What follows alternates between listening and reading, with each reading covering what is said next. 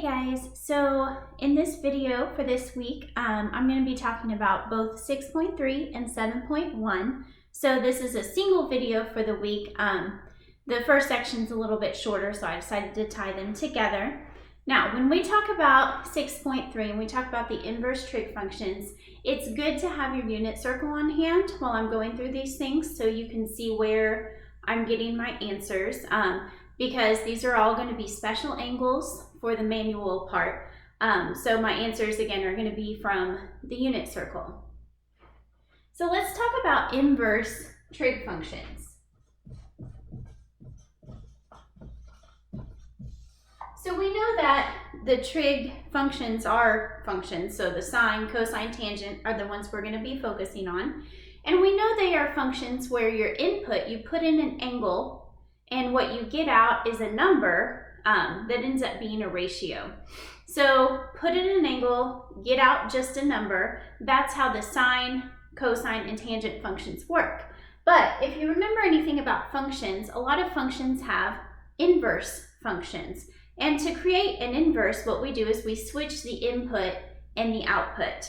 So if the sine of an angle theta equals a value, let's call it x, then what the inverse function, the inverse sign would do is, first of all, I would label it with the little -1 here. It signifies that this is inverse sine. The inverse sign, the input would be this value here. So this was input output, now it gets switched for the inverse. The sine, or the inverse sine of x, equals theta. So an easy example, I know this is true, so I know that the sine of 30 degrees is 1/2, and you can verify that on your unit circle. Remember, sine is the y coordinate of the points on the unit circle. So if I wanted to change this to an inverse sine expression, I could write that the inverse sine of 1/2, so I put in the value, and what I get out is the angle. So here I say, hey, I've got an angle of 30 degrees. What's the sine of that angle? You say, oh, it's 1/2.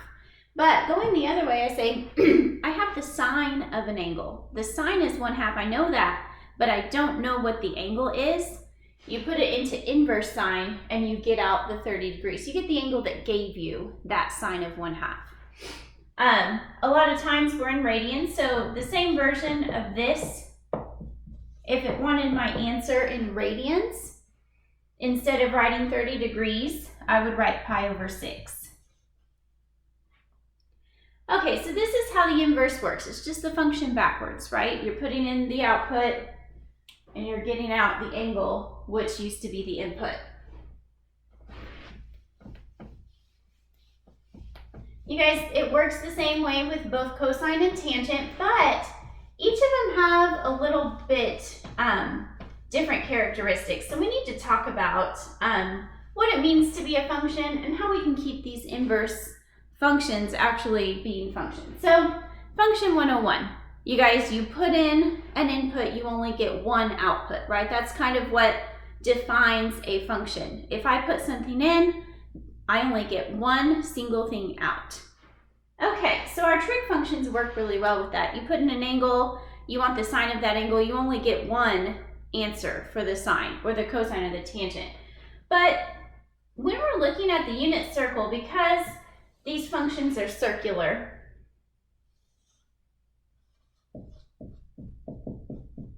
this is 30 degrees or pi/6. Remember at this point, and we just noted it, the sine of 30 or the sine of pi/6 is 1/2. But over here on the unit circle, where this is 150 or 5 pi/6, the sine of this angle here, the 150 or the 5 pi/6, is also 1/2. Remember, sine is positive in both the first and second quadrant.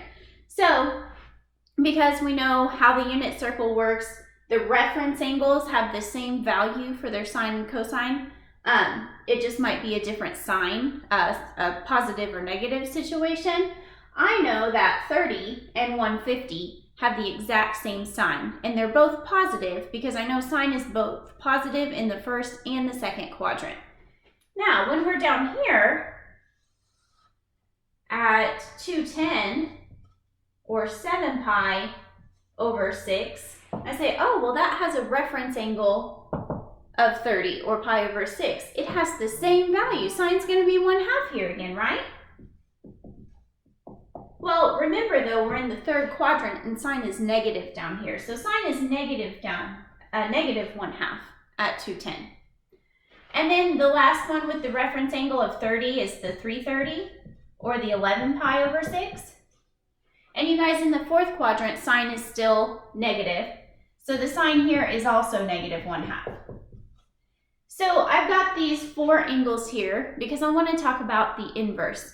I just did one where I said, what's the inverse sine of 1/2? And we decided it was 30. But you guys, knowing what I know here, I want to find the inverse sine of 1/2.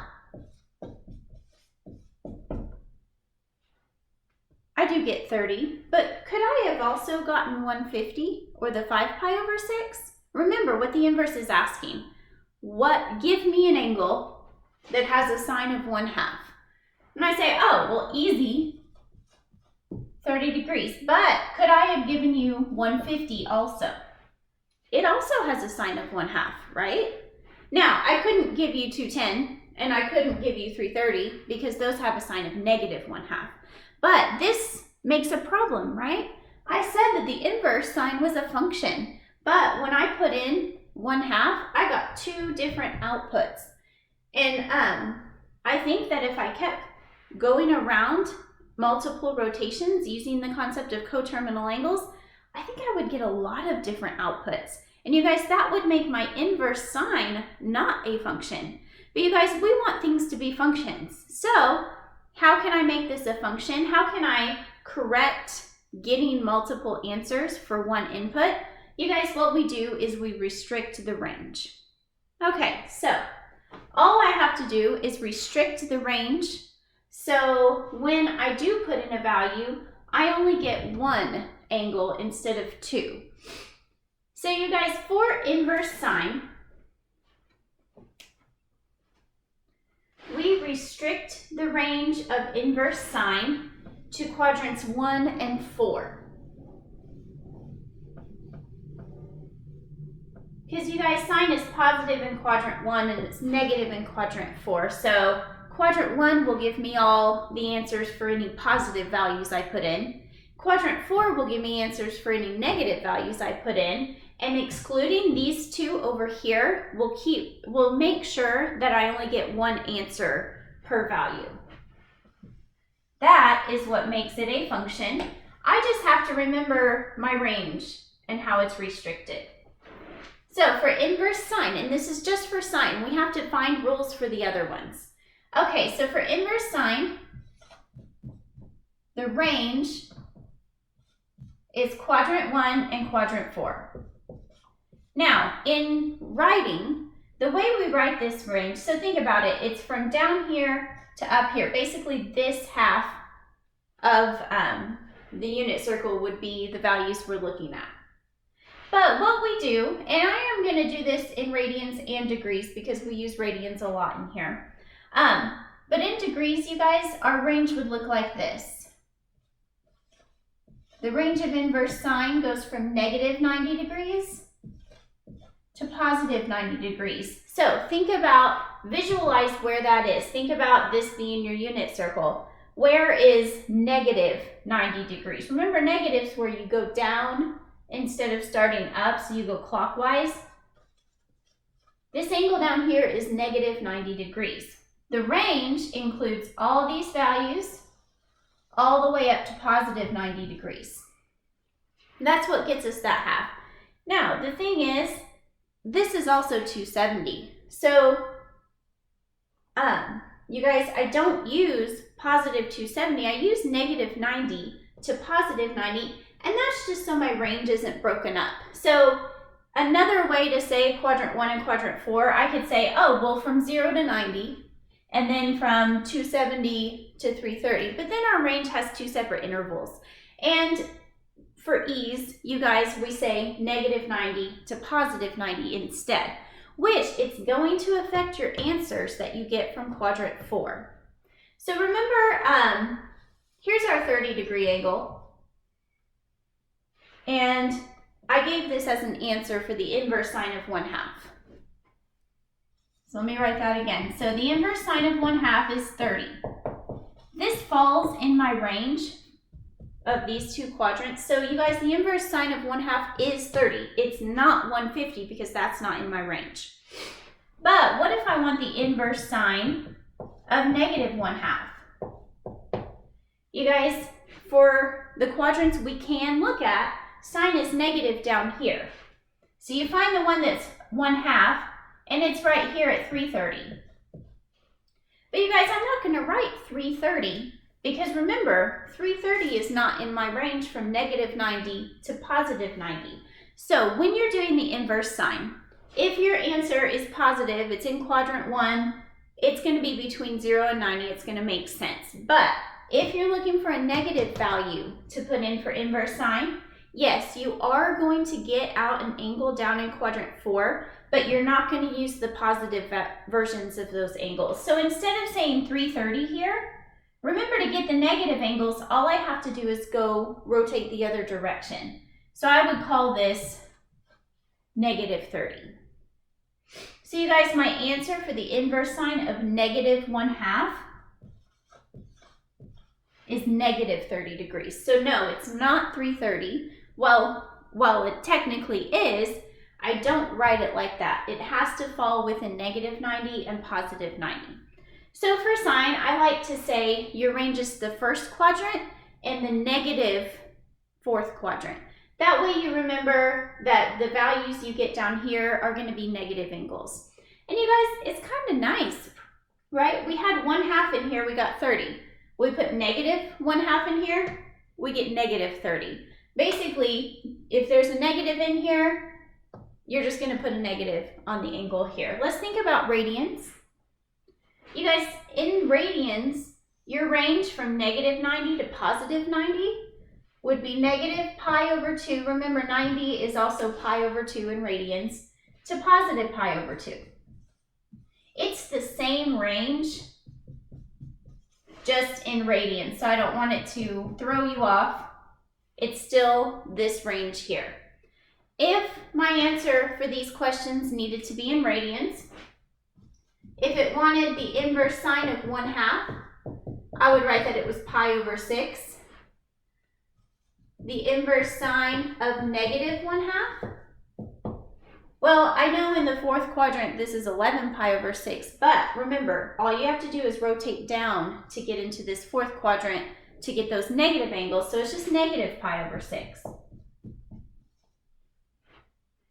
You guys, this follows the idea that sine is an odd function and inverse sine is also an odd function. So here's a positive, we get a positive answer, you put a negative in, you're going to get a negative answer. All right, so that's how sine works. When you get an answer, no matter where you get your answer from on the unit circle, what you write down is either a quadrant 1 angle or a quadrant 4 angle with the negative version of those angles. Okay, so it would be nice if all of our inverse functions followed the exact same range as sine, then you would only have to remember one. But that's not the case because of the way the signs of the functions work for the other trig functions. Because sine was positive in the first and second quadrant, we restricted the range of sine to this particular 1 and 4. But let's talk about cosine. So I'm going to draw a graph again. We're going to think about this as in a unit circle perspective. You guys, cosine is positive in quadrant 1, right? Is it also positive in quadrant 2? No, cosine is actually negative in quadrant 2. So you guys, when you're thinking about the range for an inverse function, you need a positive quadrant and a negative quadrant. You guys, I think that I could just use quadrant 1 and quadrant 2 for the range of cosine because it's positive here and it's negative here. You guys, that would cut out these down here. And you guys, let's do an example of what I want to cut out, and let's see if this quadrant 1 and 2 range is going to work. Let's do the 30 again. Let's pretend this is 30. It's a little high.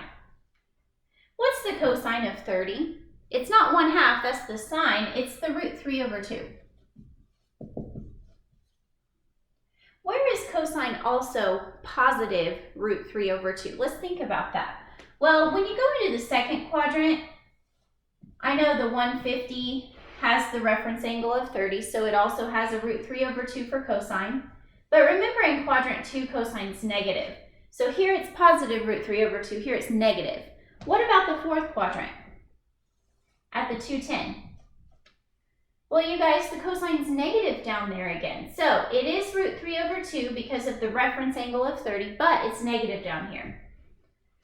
And then here at the 330, it is root 3 over 2 again, but you guys, cosine is positive in the fourth quadrant. That's its other positive quadrant, so it is positive here. So when I ask for the inverse cosine of root 3 over 2, if my range was unrestricted, if I could pick any of these, I would say 30 degrees or 330. And then look there again, we're looking at something that's not a function. I put in a value, I got out 2 angles. So I got to restrict it, right? So obviously, if I'm going to use the first quadrant, I cannot keep the fourth quadrant in there because that's giving me multiple answers. So take out the fourth quadrant. And you guys, what if I wanted the cosine or the inverse cosine of negative root 3 over 2? Again, if my range was unrestricted, look, the cosine equals that value in both of these places. So I'd say, oh, it's 150 or 210. No, that's not what a function is. So take one of them off. I'm going to take off quadrant 3 because all those values are represented from quadrant 2. So for cosine, your answers are going to come from quadrant 1 or quadrant 2. So it is very different from sine, right? Sine was over here. Cosine is nice because it goes 1 and 2, and you guys, all your angle answers will be positive. So we're not looking on that negative rotation for cosine. So the way that we write the range for inverse cosine is from 0 to 180. Notice that encompasses quadrant 1 and quadrant 2. In radians, that would be 0 to pi. So let's find some values.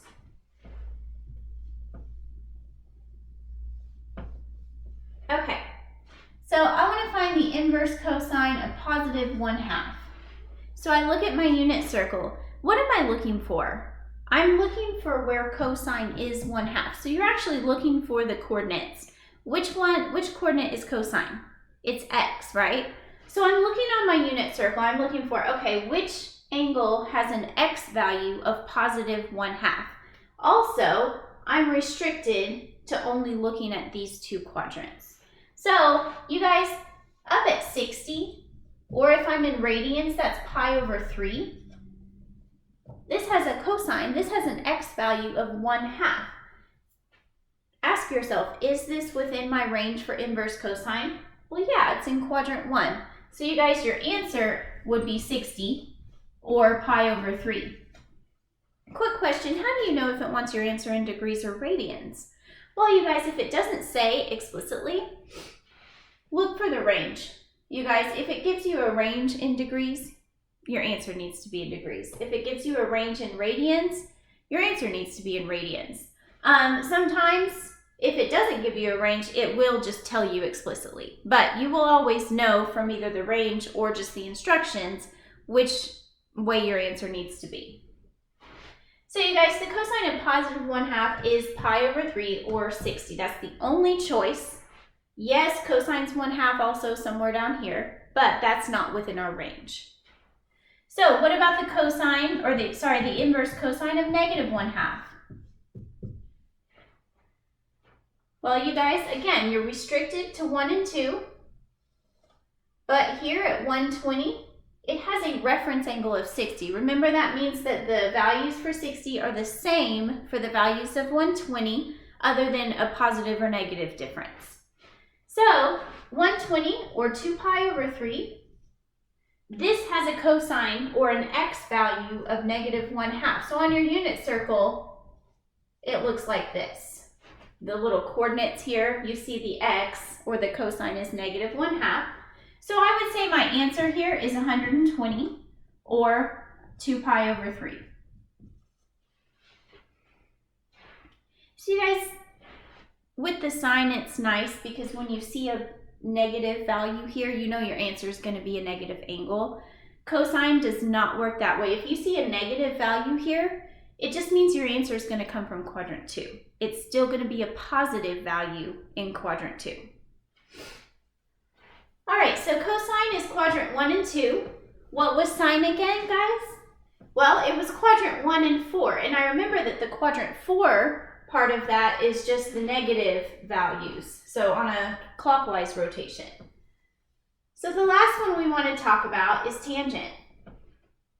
Tangent's harder to find, you guys, because you don't have tangent values just explicitly given on your unit circle. You're given the x and y coordinates, which are the sine and the cosine. But it's easy to find tangent from there. So we're going to talk about tangent, inverse tangent.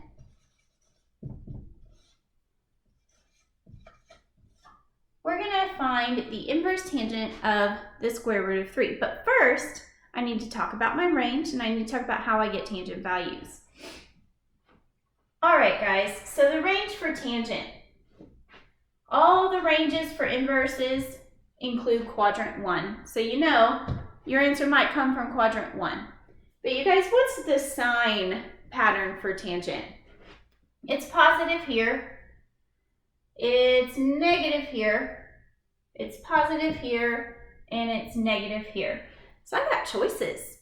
You guys, for tangent, maybe I use 1 and 2 like I did with cosine. But you guys, I could also use 1 and 4 because those are a positive and a negative. Remember, each range has a positive and a negative. So you guys, what we choose for tangent is actually going to be quadrants 1 and 4. Why don't we use 1 and 2 like cosine? Why do we use 1 and 4? Well, it's a bit about where tangent is defined. So do you remember that tangent is undefined here at 90 degrees, which means it's also undefined down here at -90 degrees. So you guys, when whoever picked these ranges, were picking those ranges, they thought, okay, so we could do it this way, but you guys, because they'd have to skip over this undefined value, it would have to be a range of 2 intervals union together. And they thought, well, why don't we make it a little easier on everybody and use the 1 and 4? Because notice, as you go from down here to up here, while both end points of this range would be undefined, there's no undefined values in the middle that would break up your range. So we can still say that the range is just 1 interval. So you guys, that's why we choose 1 and 4. I think the best way to remember it is that sine and tangent go together. They're both odd functions, so that's another way you could think about grouping them. So 1 and 4 is our quadrants for tangent. When you're looking at that range, it would look like -90 to +90, just like sine, with one difference. So remember with sine, we had brackets here saying that your answer could be -90 and your answer could be +90. Well, you guys, why do we have parentheses here? Well, because your answer is never going to be 90 because there's no tangent value there. Your answer is never going to be -90. So we can't include our endpoints in our range for tangent, but that is the same range. In radians, -pi/2 to +pi/2. So you guys, it's the exact same range as sine with the exception of your endpoints not existing. All right, so let's go back to this tangent of root 3. So you're looking at your unit circle and you notice that it doesn't have tangent values on it.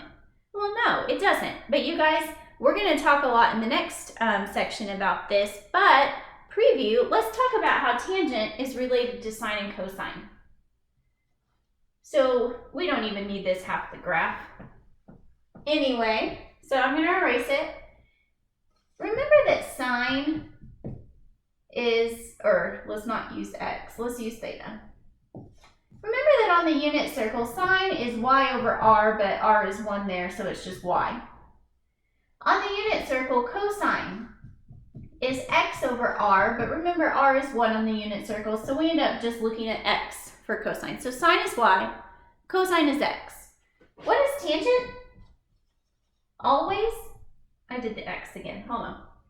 So you guys, the tangent of any angle is always y over x. So you guys, just as a piece of information that will help us build into the next section, could I write that tangent is sine over cosine? Does this play out, you guys? Sine is y, right? So instead of y, I wrote sine. Cosine is x. And you guys, this is true on or off the unit circle. So even if you have an r value that's different from 1, so you're not looking at spots on the unit circle, tangent can always be found by sine over cosine. So keep that in mind for our next section. You know, just kind of think about that now. We're going to keep thinking about this relationship and other relationships in the next section. But let's use it to help us here. So I'm looking for a value of tangent. I'm not looking for the, I'm not picking an angle and then calculating its tangent, right? This is an inverse. I'm looking for where is tangent square root of 3? What angle does that happen at?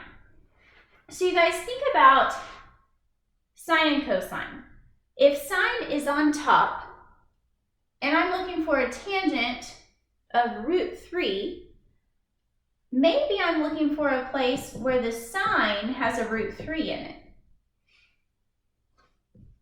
And then I find that place on the unit circle. There's a place where the sine is root 3 over 2. Where is that? Well, that is at 60 degrees or pi over 3. What's the tangent there? Or I'm sorry, not the tangent. What's the cosine there? Oh, I know the angle now. So what's the cosine of 60 degrees? You guys, that's 1/2. How do I know if this is the right angle? Is the tangent of 60 degrees the root 3 that I'm looking for? Well, when I have the sine and cosine, I can figure that out. I already said tangent is sine over cosine. So let's find out the tangent of 60 degrees is the sine of 60, the root 3 over 2, over the cosine of 60, which is 1/2. And yes, when you're finding tangents, you do deal with a lot of complex fractions, but every time, you guys, they have the same denominator in the top and bottom. And remember, as a shortcut, you're looking at a complex fraction, both have the same denominator, those will cancel out, so just cancel them out now. When you cancel out these 2's, what you get is root 3 over 1, or just the root 3 that we're looking for. So, where is tangent root 3? At 60, or at pi over 3. You can trial and error and calculate a bunch of tangents to find this, or you can just try to start committing the tangent values to memory, just like you're doing with sine and cosine as you use them. But you guys, so I say, oh, okay, inverse tangent of square root of 3 has to be 60 degrees, because that's where the tangent is square root of 3. In radians, I would write that as pi over 3. So I found my answer. I picked quadrant 1 because it's positive, and that's where my positive values come from in the range for tangent. So what about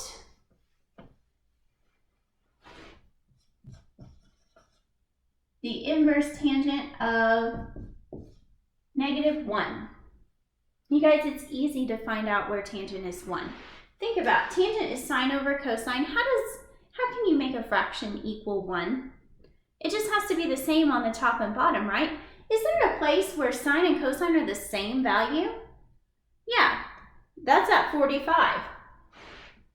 Or pi over 4. So what is the tangent, just the normal tangent of 45 degrees? Remember, it's sine over cosine. At 45, you're looking at root 2 over 2 divided by root 2 over 2. What do we get there? We get 1. They say, oh, that's really close, right? I'm looking for -1. At 45, the tangent is +1. What am I going to do, guys? Obviously, because I'm looking for a negative value, it's got to be down here in the 4th quadrant. What's so nice about this negative 4th quadrant values, just like sine, I don't have to go all the way around and think, okay, what's the 4th quadrant angle that has a reference of 45 degrees? I don't have to think that, guys. You guys, here's 45 in the 1st quadrant. If I want my answer to come from the 4th quadrant and I'm doing an inverse, sine or tangent, I just slap a negative on it, guys. Instead of saying 45, that's where the tangent's +1. Where is it -1? -45. Yes, this is 315 degrees also, but that's not in my range. I have to use the clockwise version, right? So I either go up to a 1st quadrant angle, +45, or I go down to a 4th quadrant angle, -45. So the inverse tangent of -1 is -45 degrees, or if I'm in radians, -pi over 4. So guys, you have questions just like this on your homework. They're written out like this. It'll just be inverse tangent, inverse sine, or inverse cosine. And the only thing you have to do is first find the values on the unit circle. Sine and cosine are easy. They're x and y, right? They're on your unit circle. Tangent's a little harder, but you start remembering tangent values for the special angles. And then just remember, be careful with your range. Range of sine and tangent are quadrant 1 and quadrant 4. Quadrant 1 positive, quadrant 4 is a negative version of that. And then for cosine, there are no negative angles. Cosine goes from 0 to 180. So quadrant 1 and 2, all positives. You guys, in that section, you also have some where you calculate the inverse function. So it'll say, pull up your Alex calculator and calculate the inverse sine of some decimal. You guys, I think you can do that. You just stick it in your calculator and then put your answer in Alex. What's great about doing a calculator, you don't have to worry about the range. The calculator knows the ranges of the inverse functions. So whatever your calculator gives you on those, you stick it in, get an answer, and then that's your answer. All right, so I'm not going to dwell on that. But let's move on to identities. You guys, chapter 7 is full of identities. And for this week, and actually for this midterm we're having this week, we're only going to talk about the basic identities for this particular test. And those come from 7.1. So let's talk about basic identities. So we have what we call reciprocal identities. I want to start there because I've already told you what's a reciprocal of what, right? So let's start with cosecant. It's one of our reciprocal functions. Cosecant is the reciprocal of what? Sine, right? But you guys, when I'm writing these identities, think about writing them not as values. So I don't know the value of the sine. I just want to write it as sine theta. How do I write a reciprocal when I don't have a fraction to flip? You guys, sure, if the sine was 1/2, I wanted the cosecant, I would flip it and get 2. But you guys, I don't have a value here. I'm using generic cosecant and sine because these identities work for all values of these functions. So when you don't have a fraction, how do you take a reciprocal? You do 1 over. So just keep that in mind. Cosecant is the reciprocal of sine. That's what this says. This 1 over sine, that's another way to write the reciprocal of sine. So let's think about secant. Remember, secant is the reciprocal of cosine. How would I write that? I'm going to write it as 1 over cosine. Our last reciprocal function was cotangent. It's the reciprocal of tangent, so we write it as 1 over tangent. And you guys, we do know these. They do go both ways. You guys, you could say that sine is the reciprocal of cosecant, and cosine is the reciprocal of secant, and tangent is the reciprocal of cotangent. We don't usually see them going this direction, but they do go both ways. And when we're using these identities to simplify expressions or prove things, we can see them go either way. So we want to make sure that you know they work both ways. So I would write down these identities as I'm going because we're going to keep using them. I like to say that when you're learning new identities, and guys, I keep saying identities, basically things that are true. You guys, things that are true for all values of the trig functions. True equations is another way to think of it. And sure, there's a lot of equations that are true. You could probably just make stuff up and get a true equation, but these are the most handy ones that we're going to use. But I want you to write down these lists of identities because we're going to use them. I like to say we're putting them in our toolbox, and then we're going to use them to solve other problems. So we have the reciprocals. We already knew those, but I want to make sure we know how to write them with the 1 over. The quotient identities, we just talked about one of these. We hadn't talked about them before, but remember I said that tangent, we just found that it's sine over cosine. Always. You guys, this is what we call one of our quotient identities. It's because we're writing tangent as the quotient of sine over cosine. You guys, the other function that we can write as a quotient is cotangent. What do I know about tangent and cotangent? I know they're reciprocals. So if tangent is sine over cosine, what's cotangent? What's cosine over sine? So you guys, these are important things to know. Make sure you have them written down. We've talked a little bit about the even odd. You guys, let's remember our even and odd facts. So let's start with odd. Remember that if you're looking for the sign of a negative value, so sign of negative theta, where does this negative go when it's in here? It goes out in front. It works that way for cosecant. The cosecant of negative theta, you can put that as negative cosecant theta. Another one, tangent. Remember, tangent's also odd. You're looking for the tangent of negative theta? Put it out in front as negative tangent theta. And then cotangent, negative theta, put it out in front. So you guys remember we talked about these odd functions where if there's a negative in the input, you can actually take that negative and put it in the front. So these 4 are odd. Which ones were even? What's the other 2? So cosine was even. Remember what that meant. We did the cosine of negative theta. When we took the negative out, we didn't put it in front. We didn't put it anywhere. You guys, you can just take the negative out. The cosine of negative theta is exactly the same as the cosine of positive theta. And it works that way for secant also. So these are what we call the even and odd identities. And just remember, cosine and secant are the only even ones.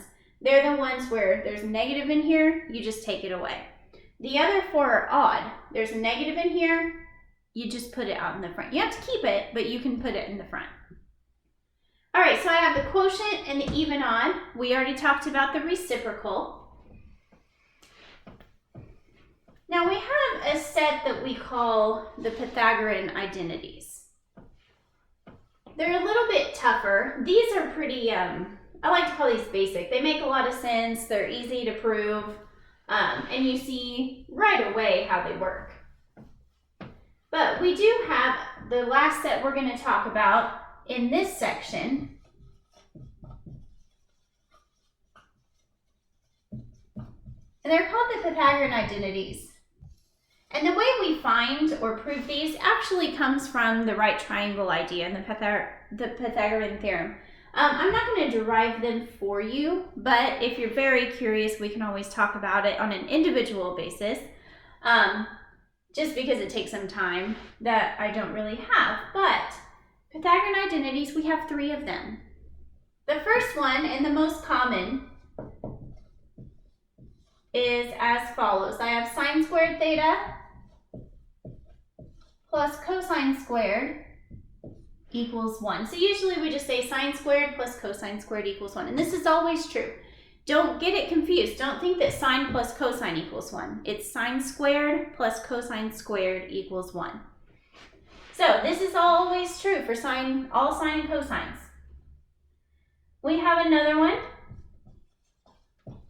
You guys, different versions coming from this one, using the fact that all of our other functions are just different forms of sine and cosine. We start deriving other versions of this, and we could find that one version is that tangent squared plus 1 equals secant squared.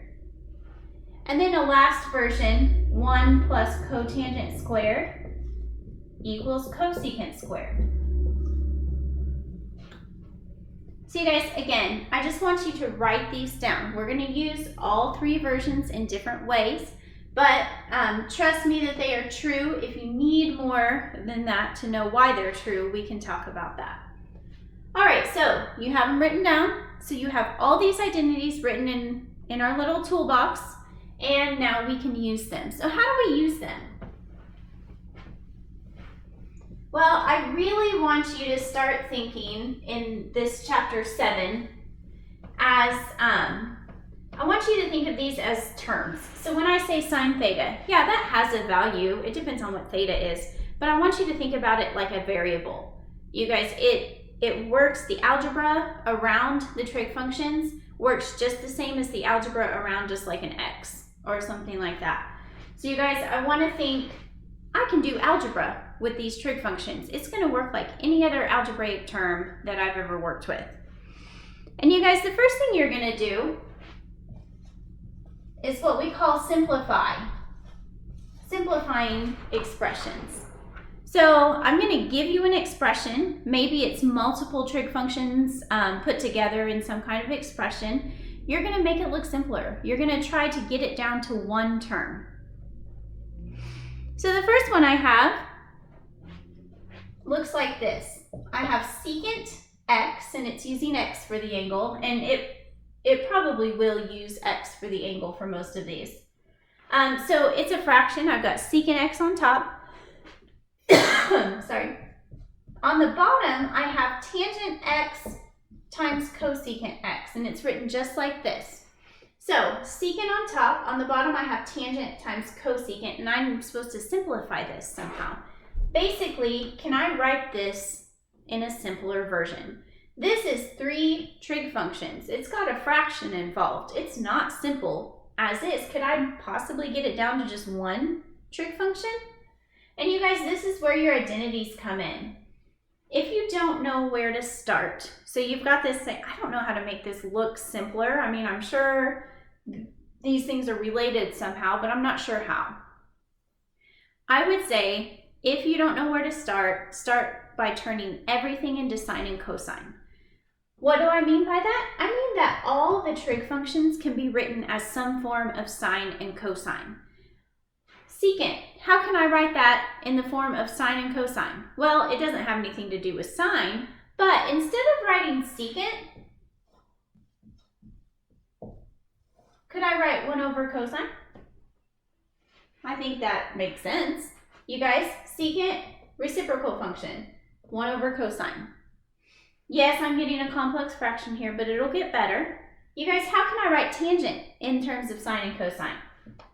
Well, tangent, remember that's sine over cosine. What about cosecant? How can I rewrite that in terms of sine and cosine? Well, that's 1 over sine. So look, guys, everything is all sines and cosines now.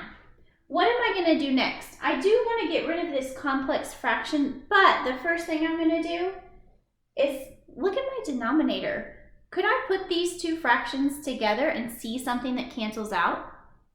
This is a multiply here. My dot's not very thick.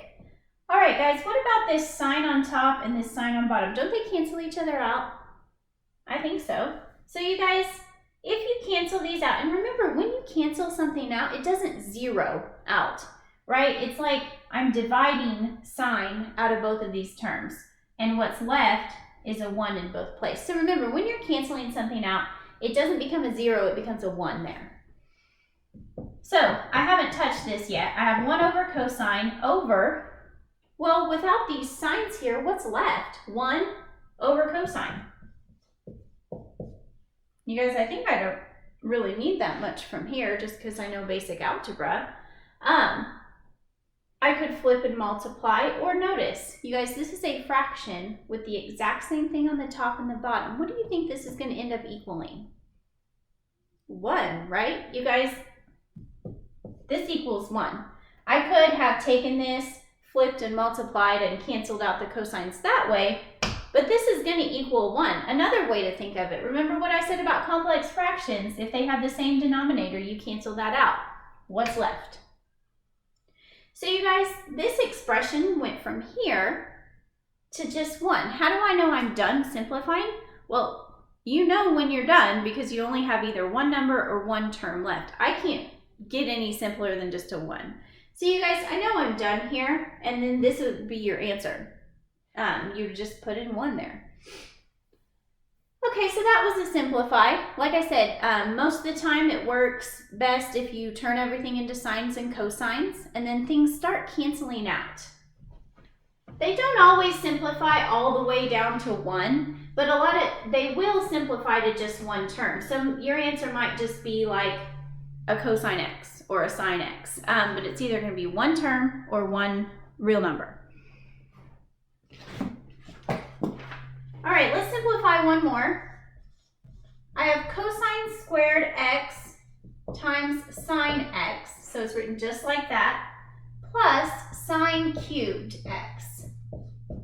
Oh, sorry, it's not an equals, this is just an expression. All right, so I am trying to simplify this expression. So remember, my first go-to is turn everything into sine and cosine, but everything already is sine and cosine.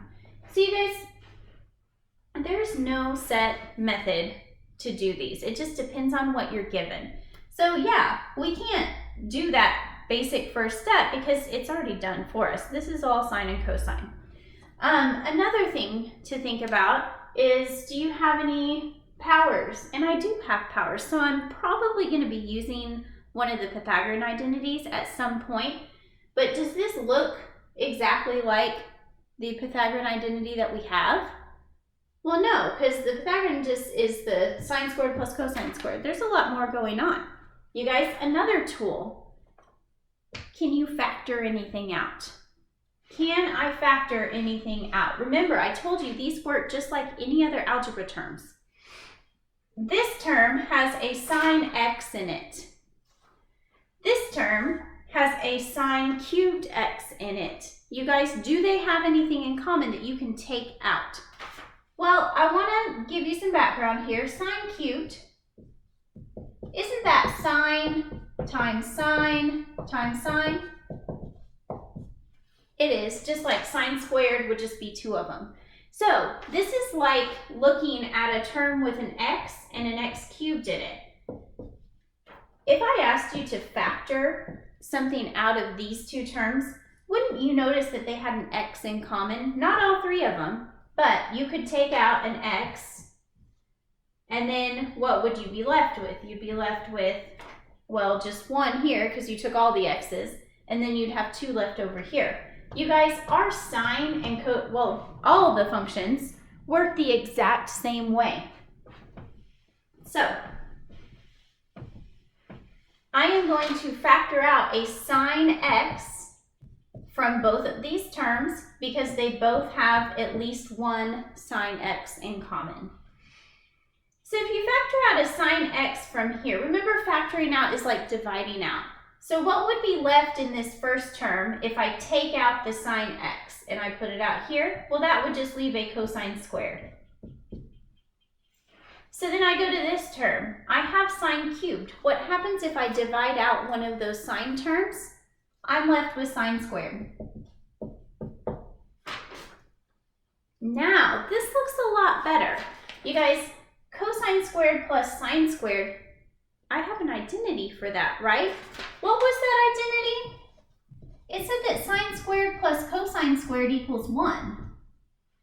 Well, yes, it says cosine plus sine, but it is plus, so I know the order doesn't matter. I think this equals 1. What do you think?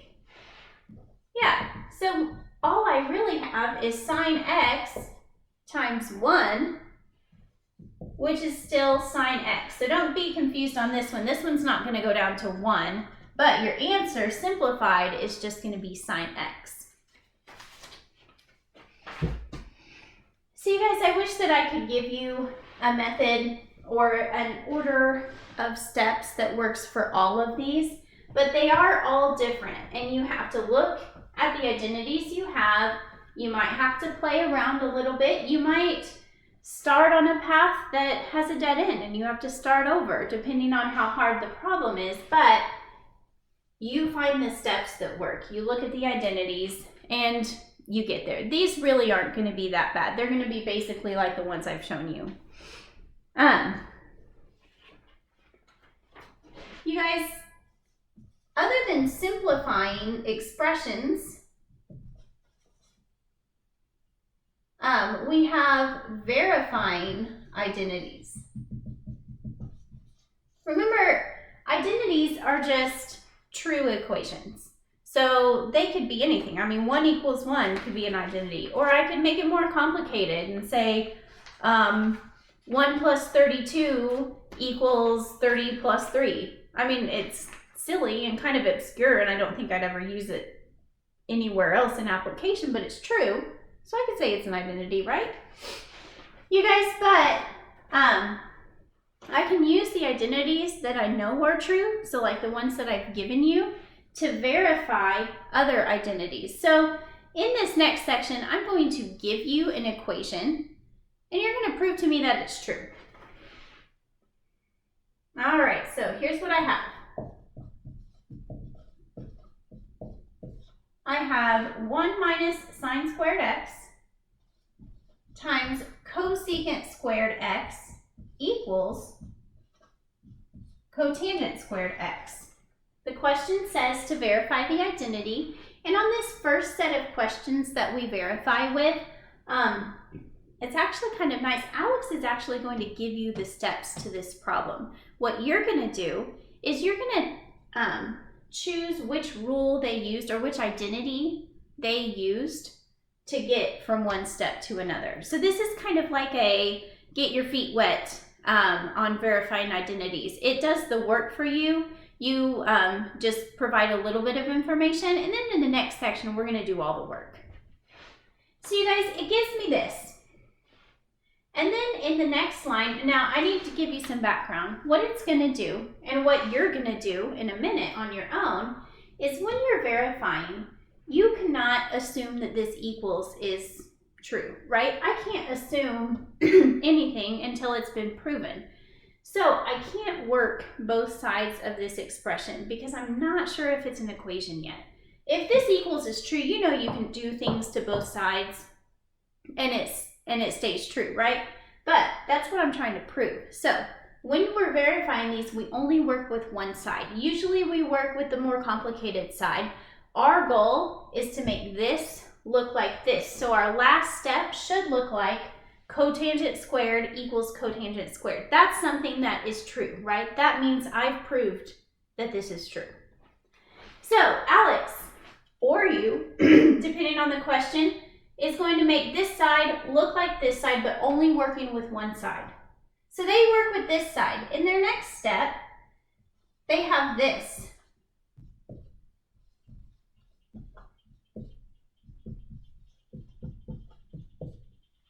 how did they get from here to here? That's what you have to answer. Over here, it's going to say, so this is the steps. This column is called the rule. You have to pick, and it is a drop down, you guys. You have to pick which rule they used to get to here. So let's think about how these two lines changed. We had 1 minus sine squared, and then it turned into cosine squared. What rule do you think they used? You guys, I don't have an identity that explicitly says 1 minus sine squared anywhere, but I do have the Pythagorean identity that says sine squared plus cosine squared equals 1. Do you think they just probably played around with that till they got to this? You guys, could I make this have a 1 minus sine squared in it? You guys, take your original identity. What if I did subtract sine squared from both sides? And you're going to have to do this on your own. So, can you take an identity and make it look like what you have? Well, you guys, if I subtract sine squared from both sides, I end up with cosine squared equals 1 minus sine squared. And I say, hey, this is what I had here. Can you see why they replaced it with cosine squared? Because they found out that 1 minus sine squared equals cosine squared. They found that out by playing with this identity. So, what identity did they use to get from 1 minus sine squared to cosine squared? They used the Pythagorean, and that's what you would drop down and pick for that particular rule. So, oh, they used Pythagorean rule there. So let's see what they do in the next line. All right. In the next line, they have cosine squared times 1 over sine squared. So what changed to this line? You guys, cosine squared is still cosine squared. They didn't touch that. But instead of writing cosecant squared, they wrote 1 over sine squared. What rule is that? Where is cosecant 1 over sine? Well, that's just the reciprocal facts, right? Cosecant is the reciprocal of sine. So you guys, what rule did they use here? Reciprocal. Remember, they've done all this for you. All you have to do is choose the rule. And then you guys, there's only one step left. Their next line says cotangent squared x equals cotangent squared x. How did they get from here to here, from here to here? Well, you guys, this is a fraction, right? This is 1 over sine. If I think about this as cosine squared over 1, and then I have 1 over sine squared, they've put these together. They've multiplied these together, right? What did they get? Well, they got cosine squared over sine squared. Do you see this? Now, they skipped a little bit to get from here to here, but what did they do? They put these together. They got cosine squared on top and sine squared on bottom. Do we have an identity for cosine over sine? Yeah, let's think about it. Well, tangent is sine over cosine, but cotangent is cosine over sine.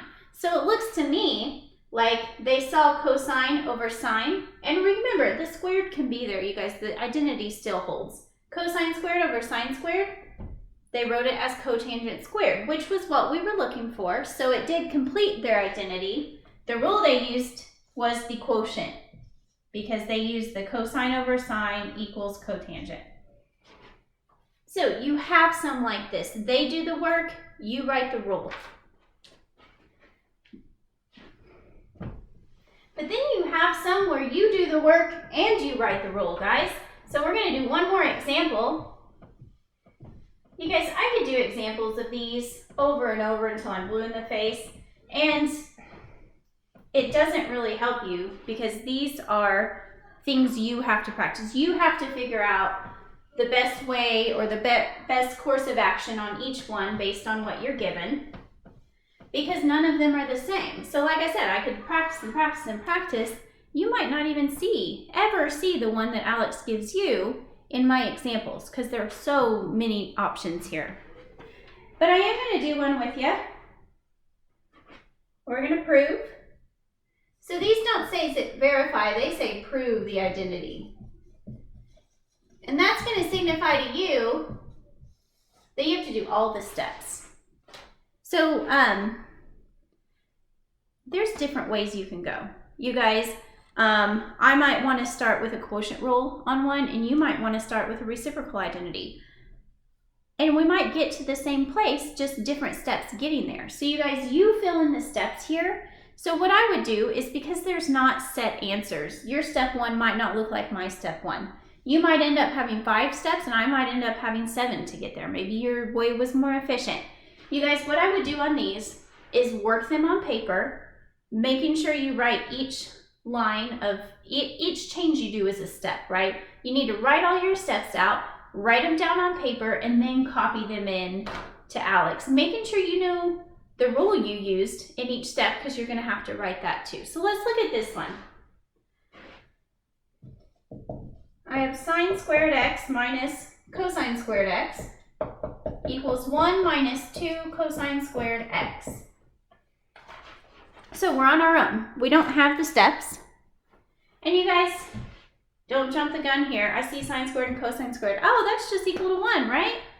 No, this is a minus. You guys, sine squared plus cosine squared is 1, but not sine squared minus cosine squared. I don't know what that is.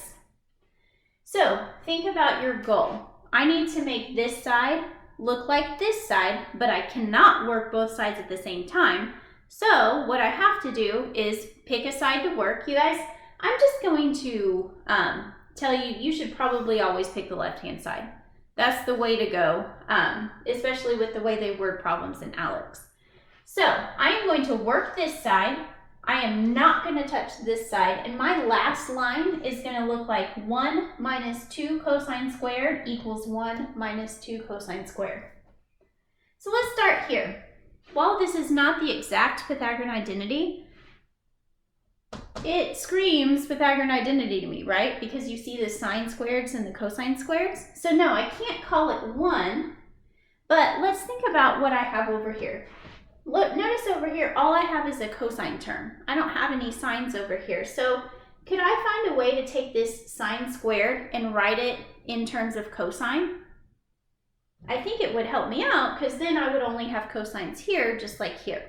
So you go to your Pythagorean identity and you write it as, not like that, that's not true.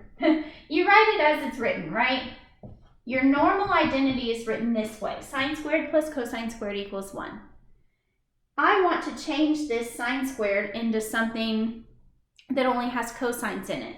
So I want to know what sine squared equals in this identity, so I can replace it here. So what am I going to do? I'm actually going to get sine squared by itself. Play around with your identity. You can play with this. It's true. You know it's true. So you can always do the same thing on both sides. So you guys, like I said, I want to find out what I can replace sine squared with. So I'm going to subtract cosine squared from both sides. I don't know why I put an equal sign there. You guys, so I've got a minus cosine squared here. Those will cancel each other out, right? Put the minus cosine squared here. What's left over here is sine squared equals 1 minus cosine squared. Does this help me? I don't know, possibly. Sine squared equals 1 minus cosine squared. So in my next line, I'm going to put it over here. I want to leave this. You guys, in my next line, instead of writing sine squared, I'm going to write it as 1 minus cosine squared. Because I'm taking one term and it is turned into 2, I do need to group it together because this came from one term. So make sure you use parentheses when necessary. And then I have minus cosine squared equals 1 minus 2 cosine squared x. So you guys, this would be my second line. I have 1 minus cosine squared. It was sine squared, now is this. The minus cosine squared I didn't touch. And remember, I'm not touching this side at all. The rule I would use for this step would be the Pythagorean rule, right? I used the Pythagorean identity to find out that sine squared is the same as 1 minus cosine squared. Now, what can I do next? I've got a minus cosine squared and a minus cosine squared. Can you put these together? Are they like terms? Absolutely. Remember, these work just like all other algebraic terms. So I've got minus cosine squared minus another cosine squared. Can't I write that as 1 minus 2 cosine squared? I think so. Are these two statements the same? Yeah, this is my, second step and I'm done, so that's kind of nice. But you guys, you write in this as your second step. What's the rule here? Well, you guys, if it's not Pythagorean, which it's not, I didn't do any reciprocals, I didn't take any quotients. You guys, this is just algebra. You guys, and that's an option.